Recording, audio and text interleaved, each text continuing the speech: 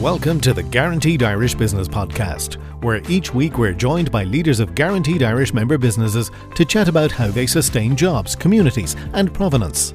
Supported by FBD Insurance, Ireland's largest homegrown insurer. Support. It's what we do. Hello and welcome to the Guaranteed Irish Business Podcast. Hi there, I'm Bríd O'Connell and joining me today is John Byrne, CEO of Hygeia. In today's podcast, we're going to discuss how an Irish family-owned company, which has been in business for more than 80 years, has tapped into the benefits of seaweed for carbon capture. We're going to learn about their plans to grow further throughout Europe, while also giving us some top tips for spring cleaning your garden this year. So I'm delighted to have you here, John. You're very welcome. Thank you very much for the opportunity. Tell us a little bit of the background about Hygeia. I know it from seeing it on my gardening care products. Tell the listeners what exactly you do, where the company has come from and where it's at now and where you're going. Well, Hygeia is a family-owned business. It's owned by the Coyle family in Galway, and it was established in 1939 by Dr. Donny Coyle. So the business is over 80 years in existence. At its very inception, it was very focused on seed treatment and agricultural grassland and weed control products. But as the business grew and has evolved over the 80 years, it moved into other sectors such as veterinary, and also into the garden care industry as well. I suppose an important point is that Hygeia is one of the last manufacturers of garden care and agricultural products in Ireland in weed control, and it's an important point as being a client of Guaranteed Irish that we are very much an Irish born bred and still is a very much a family run Irish company. Okay, and based in the west of Ireland, of course, 80 years and a little bit more. Very long time to be in business, and a lot of storms weathered during that time, I'm sure, by the Coyle family. What did you see as the key challenges as the CEO for the company currently, considering what we've gone through and what we're going through, and how have you managed to overcome them, I suppose, in the last few years? Yeah, certainly 80 years. A lot has happened in the meantime. Certainly, if we think about Ireland's entry into the EU at the time, and the challenges that would have brought industry and the changes that would have brought opportunities, as well as bringing companies that wouldn't have traded in Ireland into Ireland and increased competition in the markets, especially in the markets that Hygeia would have been very much involved in at the time, which would have been agricultural and also veterinary. I suppose John, on that note though, did that kind of smarten up the business in the sense that the competition came and our standards as a new member of the EEC at the time had to improve? Certainly, I think it smartened up all businesses because the doors were open, and if you open the doors one way to go and export out, you open the doors the other way to allow product in. It was a two-way agreement. So I think all business had to go and sit up and not just assume that tomorrow would be the same as today, and that would have forced the company and all companies into thinking beyond the horizon and say in developing 5-year plans and strategies. And as any company that would have survived over the length of period that we have, innovation is at the core, and innovation isn't around in a lot of cases creating something substantially different, but it's about evolution and not revolution, and that's what we always try to go and build on the shoulders of what we've done in the past. So the second part of the question was what changes and what challenges have we been faced with since, I think we were all afraid of Brexit and what that would have brought, but we've managed to go and manage that very strongly internally with the strong team that we have in Hygeia, so we're very proud of that. And to give an example, we can get product from the UK. It could leave the UK at 3 o'clock on a Tuesday and we'll have it in Hygeia at 10 o'clock on a Wednesday morning. Fabulous, So we haven't let the challenge of Brexit and those challenges there stop us from being able to go and do the business that we need to do, and vice versa. We can have a product in the UK within 24 hours out of Hygeia as well. And it's around, I suppose, finding the route to market and finding partners and investing in our own team and having I suppose our people in place that can actually do that, but giving them the opportunity to do that as well.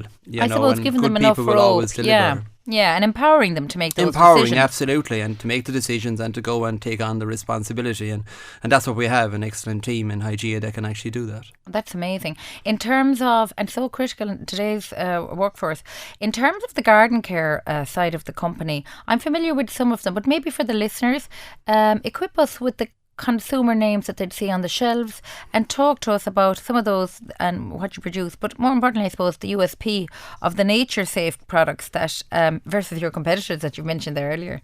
Certainly, I'm sure the listeners will be very familiar with some of the brands, such as Moscow would be a very big brand. We'd be a brand leader in that in Ireland, and that's for the control of moss on hard surfaces, and that as well as red and green algae, especially useful for pre-painting and stuff. But other brands that we have as well for lawn care, such as Green Force, we have Lawn Gold, we have various weed killers as well, such as Green Force as well in that sector. I suppose Nature Safe is a new brand for us, a brand that was born in 2019, and it's one that we would have been, I suppose, very cognizant of the consumers or the users changing demands and requirements in respect of those who have been I suppose comfortable using the type of products we had manufactured in the past, but those who didn't want chemicals to be part of their future. And so we have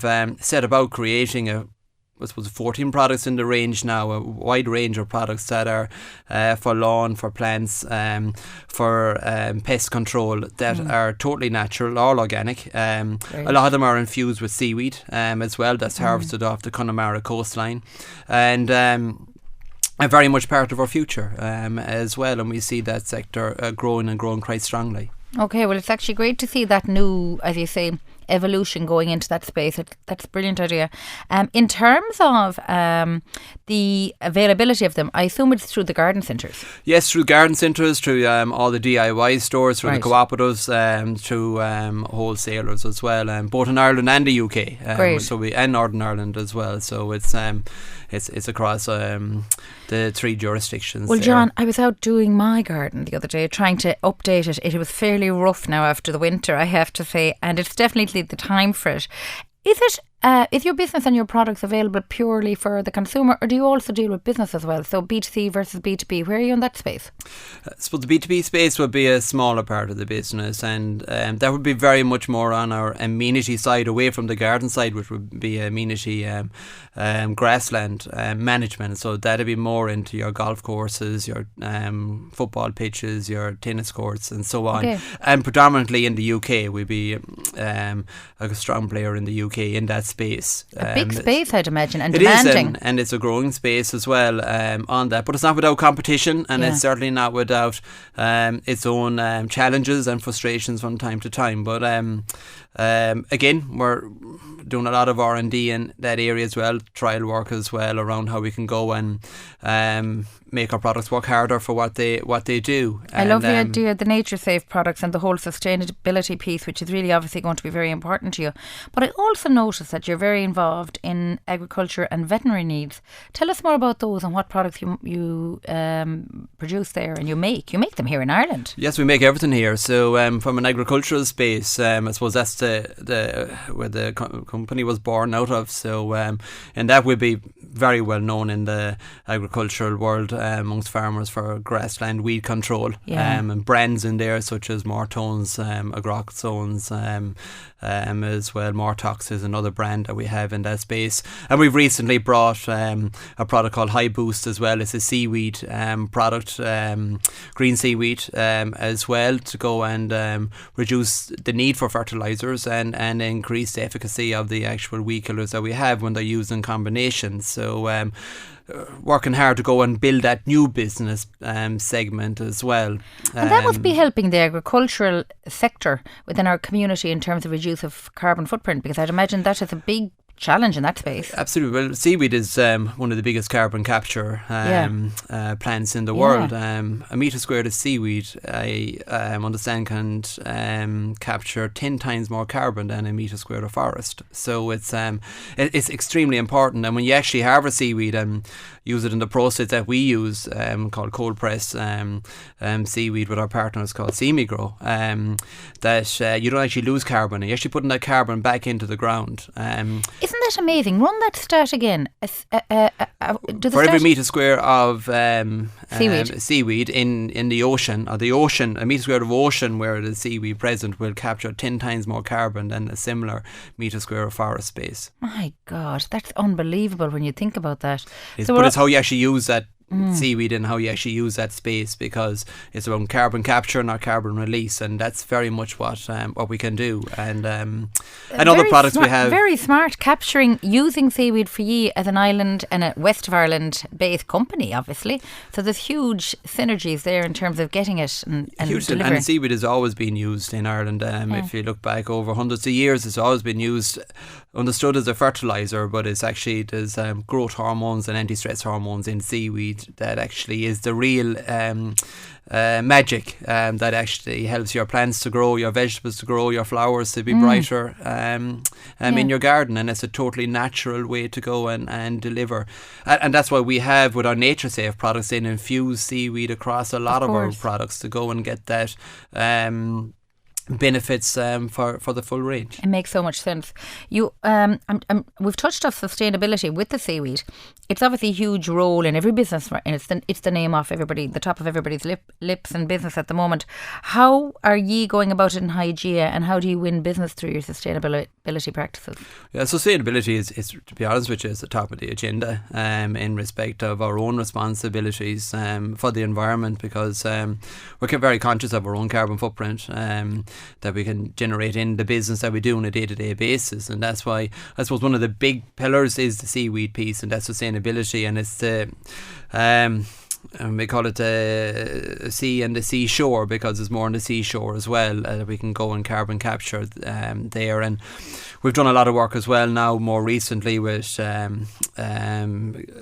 pest barriers, which is one is a nicer shell barrier. So that's building on the shoulders of our circular economy. So waste material from the shell industry, we're using that as a slug and snail barrier in gardens. Explain that to me now again. So we take waste material from the shellfish industry, it's ground down, and we sell it in consumer packs. So instead of using slug pellets and the likes, this is a totally natural way to go and create a barrier around your soft fruits, your veg, to prevent slugs and snails crossing in and eating the products, and it keeps it actually fertilises the soil as well. So it's a perfect double whammy. So do slugs and snails not like they're sea fish? They don't like the sharpness of the actual shell. Course, so it's even after grinding. Actually, that's brilliant. God, the power of it. Yeah. But importantly, it keeps them actually alive and leaves them available for hedgehogs and birds and other wildlife to go and consume. So you're not actually killing animals in the garden. That's fantastic, John.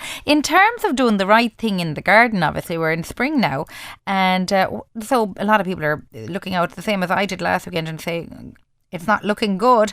What are we doing in terms of products and natural products, I suppose, in terms of offering the consumer out there? Any tips? Well, I suppose right now it's all about seeds, and our Hygeia, we distribute Sutton seeds in Ireland as well. So you distribute Sutton seeds? Okay, distribute great. Sutton seeds in Ireland, and we're very thankful to all the customers who support us in that and who buy the product. So right now it's all about seeds, and the big focus is vegetable seeds and getting seeds into the ground. So from any gardener out there, I'm sure they're very much thinking about that. And our prepping ground for vegetable that will be planted in March and pre-Easter. So and what's the product name for that?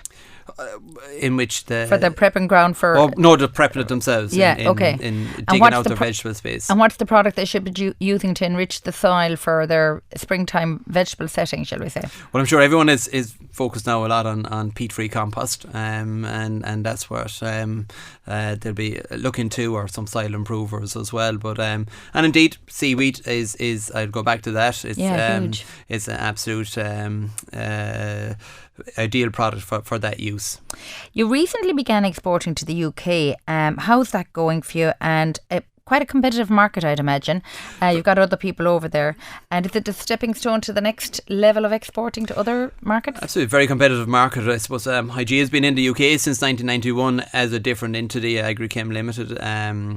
Agrichem International Limited was the name of the business, involved in the seed treatment business. We exited that in 2019 and refocused our business on garden care and on amenity grassland. But on the garden care side, yes, it's a very competitive business. There's some very big players there, but with any market, if you have a product and a product proposition that you can communicate effectively to the consumers and get it in front of them to go and understand the value and the uniqueness of it, and we're very much leading with Nature Safe in the UK and leading with that natural organic range of products to go and get a foothold and to build on that. A stepping stone from there, we'll be exporting into France this year for the first time. And our expectation is through work that our team is currently doing in the wider European market that we should be present in Germany and hopefully Austria this time next year as well. Amazing. Well done. Great work done on your home research team and making that happen. Of course, that requires extra staff. And are you expanding? Yeah, we're expanding. I suppose from a team strengthening point of view, we've added quite a number of people. We've grown the team in Hygeia up to 38 full time, up from 30 about 3-4 years ago, and we'll build on that again. And we're always this time of year is all about seasonal staff as well. We're to come in and help with manufacturing on that side. But as the business grows and as we enter into new markets and wider categories, bigger footprints, we're bringing our focus in the areas of the business where we need to go and strengthen out that team. So you'll obviously have team members based in other geographical locations, i.e. Germany, France, etc. In the future, So currently we have team members in the UK. That's brilliant. And in terms of Brexit then, did that affect you in terms of the export, or did you take time to reconsider and restructure at that time? How was that affected? I suppose, from a UK point of view, because we were, from a market entry, we were at a very small stage. It really didn't affect us in that respect. It's what we had our homework done. Where we had to go and get right was where we were buying materials for different components of products in from the UK and in from Northern Ireland.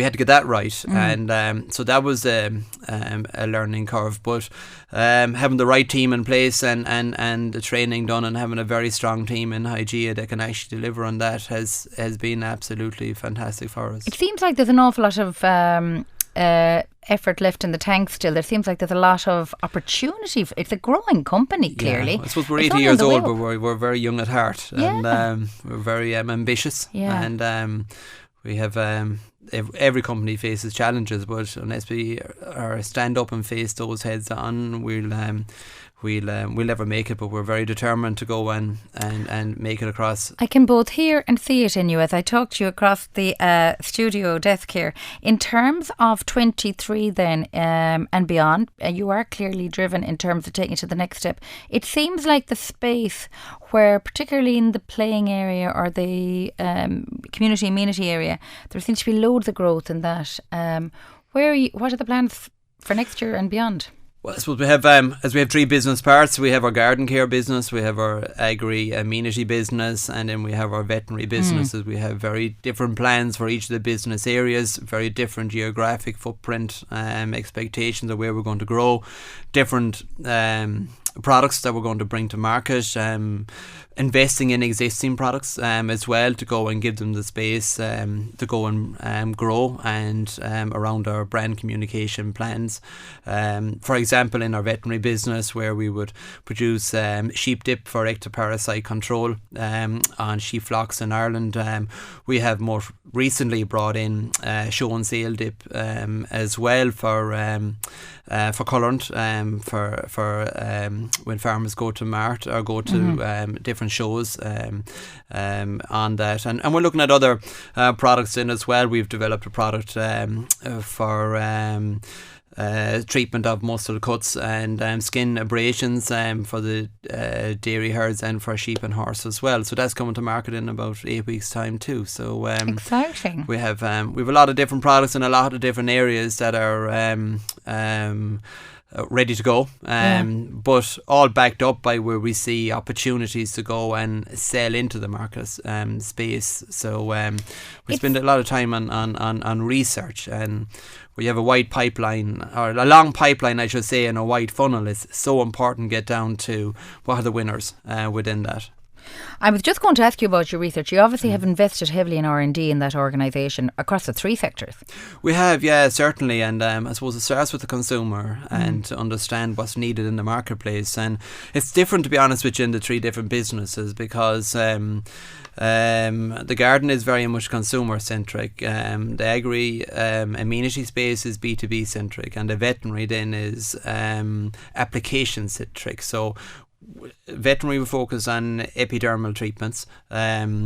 Agri is what's required, agri amenity, I'd say, what's required for that treatment, whether it's grassland or whether it's amenity grass space. And then for the garden, it is about the consumer, what they want to use in the garden, what they're actually comfortable with, how they can use it, when they can use it, and making it accessible for them to actually apply and use with ease and have confidence and trust that the product can work. Because from a gardener, if you're actually investing time, energy and effort and money into wanting to create a beautiful piece of your garden, whether it's vegetables or whether it's an actual space with shrubs, flowers, etc., you don't want to go and spend weeks in spring planting and looking after, and then when it comes to summer there's nothing there, or your expectations are not met. So that's why we develop feeds to go and get the best from the actual seed or plant that's actually bought in the garden centres. And was there always a culture of R&D in Hygeia? Absolutely. I don't think the business would be around if there wasn't that strong culture at the very start. And it is about looking into the horizon all the time, and you know, you have to continually look and listen and learn, and we've been very mindful of what's happening in other markets and what's driving consumers, and we're very mindful because of the type of business we are, what's happening with legislation and regulation at a European level as well, because we have to always be within the rules. Every one of our products is accredited safe to use in every application, from EU registrations, let's say, in our garden and our agri and our veterinary products, all the way to being members of the organic associations with our nature safe products. So it's very important that we get the accreditations and that we can stand over everything that we put to market. And on that exact note, why did you decide to join Guaranteed Irish, and how big a factor is dialing up your Irishness when you're in the marketplace? Well, I think the Guaranteed Irish organisation is a fantastic organisation itself. The importance for us is we are an Irish company. We're over 80 years in existence. A lot of the products in our space are actually imported into the various categories that we operate in across the 3 business parts and that we operate in. And we want to go and be able to go and tell the consumer by using the brand mark of Guaranteed Irish that yes, we are Irish, yes, we are based in Galway. We employ up to 38 people on a full-time basis, up to 10 people on a seasonal basis across the year. So we're investing a lot of monies back into the local economy, but it's not just on salaries and wages, it's also on the other businesses that we support as well, and where we buy our packaging, where we buy our raw material, who we employ to go and distribute our products into the marketplace as well. So there's a lot of money and being reinvested into that local Irish economy, but that local Galway economy, and that's so important for the for Oramore and for Galway. Okay, so in Oranmore you have the business, you have the people employed, and you're totally committed to the community. I can hear from you. In terms of yourself as the CEO of 3 splinter businesses, if you like, that are all related but different and very different market spaces, how do you manage to keep all the balls in the air, John? Because even listening to, there's so much technical and, I suppose, science behind it to keep on top of all of that. Yeah, I suppose certainly it's not without its challenges on a day-to-day basis. I think, to be honest with you, it's about the team that's behind you, because I cannot do the job without the team within Hygeia, we have a very strong team in Hygeia. We have a very committed team. We have employees in Hygeia that are there over 40 years, and we have employees that are only there a few weeks. And it's that broadness of experience and with the energy of the youth that's going to keep this business driving forward and driving very hard. And we have always, I suppose, played a big emphasis on bringing that whole team together, because we're a small company at the end of the day. We're an SME, so we all have to drive together, and we all have to put our shoulder to the wheel to go and make it happen. And it's a strong team that's behind me that's actually helping us grow this business. Well, John Byrne, CEO of Hygeia, based over in the west of Ireland, lovely Galway, thank you very much for joining us today. Thank you very much. If you want to learn more about Hygeia, we'll leave a link to their website in our show notes. But it's certainly the time of the year to get out there into the gardens, and if you're a keen gardener, make sure you're looking at the Hygeia products. They're made in Ireland, they're supporting those jobs, supporting the communities. Thank you as always for listening, and don't forget to hit subscribe wherever you're listening and leave us a review if you liked this episode. The Guaranteed Irish Business Podcast, sponsored by FBD Insurance, Ireland's largest homegrown insurer. Support. It's what we do.